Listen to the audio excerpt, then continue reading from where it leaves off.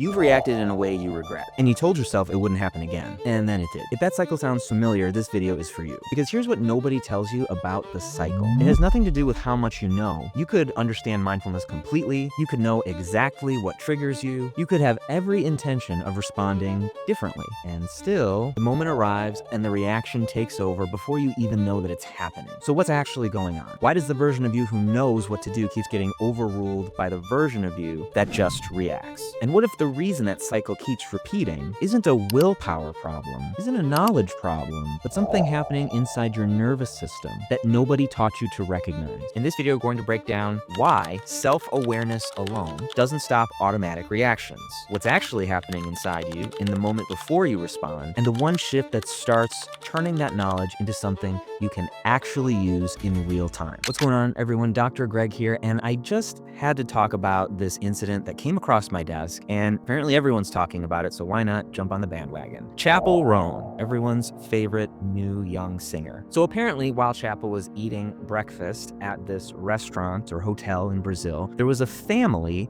of a very famous soccer player who was staying there too. And one of the girls got very excited because she recognized Chappell Roan. And supposedly she walked past Chappell and smiled just to kind of confirm it was her, didn't say anything, and then went back to her own table. Shortly after this, the security guard for Chappell Roan went up to this girl and started being aggressive, saying, "How could you be so disrespectful? You're harassing Chappell while she's just trying to eat her breakfast." This, of course, led to the girl, who's 11, by the way. She got very scared, she got upset, and then, of course, the family ended up skipping the concert because they were planning to go to that. This, of course, reached the soccer player, who then criticized Chappell, saying that the singer doesn't deserve your love. Afterwards, Chappell came out on Instagram and wanted to tell her side of the story. She claims that she didn't see anyone at breakfast, that no one approached or bothered her. The security guard who intervened is not her personal bodyguard, and she apologized to the mother of the child. She then came out and posted, and then I guess deleted, "I just woke up, I deserve my space, especially in moments like breakfast. I don't play about my breakfast." So there's a little bit of conflicting information here about, did she actually notice the girl, did she not? Because it seems like she was saying, "I want my space, I don't, I saw her, but I didn't." However, what I do know is that if this event happened where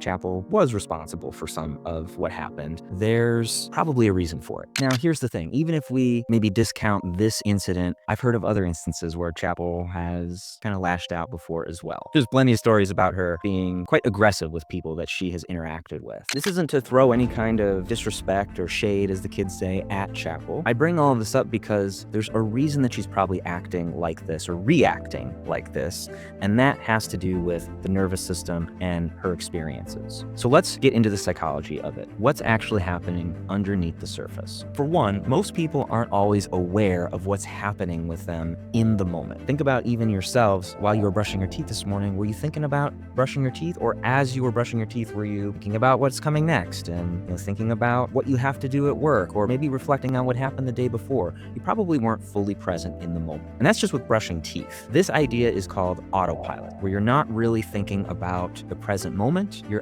elsewhere. You might physically be present somewhere, but your mind is out in the ozone, thinking about all sorts of other things. So why is this autopilot thing a problem? Because as we go through our days, we're going to encounter all sorts of different stressors. And these stressors are going to start to be taxing on our nervous system. Now, if we're aware of the stressors we're experiencing and how they're impacting us because we're paying attention to our present experiences, well, we're going to be able to make better choices in the moment to help us live a more effective life. As an example, if I find on my way to work that people start slamming on their brakes on the road, and I'm aware of how that's impacting my nervous system, because if you're having to slam on your brakes, your heart's probably racing, your muscles are getting tight, you're going to start to escalate or elevate your emotions. If I'm aware of that process happening, I can start to interrupt it. I can start to pause, breathe, catch my thoughts before they turn into four-letter words and lead to road rage. If my mind is elsewhere and I just start to react without actually thinking about what's happening in the present moment, then what happened on the road, I'm probably going to carry that with me me for the rest of the day. And that's going to impact my relationships. It's going to impact my communication. And what if I have obstacles or problems in those areas? It's just going to start to build and build and build. And that slow, steady boil is eventually going to go into some kind of explosion. That might look like anxiety exploding into anger. That might look like regret and sadness afterwards, feeling ashamed at what happened. All of this can be prevented if you just get yourself off autopilot. Now, the antidote to autopilot is mindfulness. Paying attention on purpose to the present moment non-judgmentally. By non-judgmentally, I mean focusing just on the facts of the situation as they are, not as you want them to be. So let's tie all of this back to Chappell. So here she is, an internationally renowned singer who has gotten very big in the last few years. With that's going to come increased scrutiny. That's going to come paparazzi. That's going to lead to a lot of people probably asking her for things. She's on a jet. She's traveling all over the world to do all of her shows. And here she is at breakfast, eating her breakfast. I would argue that she probably wasn't aware of how all these other stressors were impacting her in that moment, and what might lead to normally just a, hey, I see you, thanks for the support, I just need my space, turned into, hey, bodyguard, go take care of that. You can also see this with some of the other interactions that have happened, where at the drop of a hat, it seems like she just explodes. Now she's yelling at whoever it is that she's talking to. Again, no disrespect around it. I understand why it happens. The reason why I'm shedding light on this is because I want her to know, and I want all of you to know, that there is a solution to this. You can actually change this pattern so that it's not happening all the time, whether it's in public, if you're a celebrity, or if it's in private with people that you care about. So how do we end up practicing this mindfulness so that we can prevent ourselves from sending our own personal bodyguards at people or yelling at others in our lives? Well, one way to do that is to utilize what I call the Autopilot Interrupt Protocol. This is something that I developed and is on my website at my private practice, Royal Oasis Psychotherapy Institute. And this particular protocol is going to help you get off autopilot faster so that all this buildup isn't even happening. So here's the basics of it. First step is noticing what is happening in your body, what's the signal, and then to rate that level of intensity. Am I at a 0? Am I at a 3? Am I at a 10? What a lot of people miss here is that there's a threshold, and that's at